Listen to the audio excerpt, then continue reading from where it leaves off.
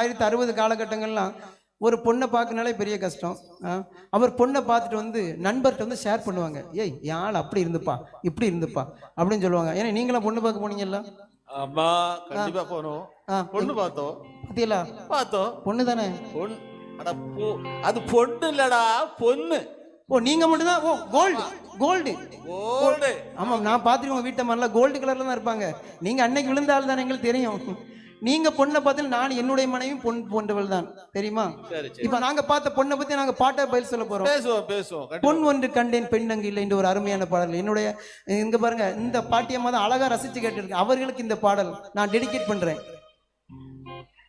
அண்ணா கண்ணாடி போட்டு பாட்டியம்மா, கண்ணாடி போட்ட பாட்டியம்மா. உங்களுக்கு பாட்டி கிடையாது, உங்களுக்கு அவங்க பியூட்டி. எனக்கு தான் பாட்டி. எப்படி ஆளு சைக்கிள் கேப்ல வயசை குறைச்சிடலான்னு பாக்காரு.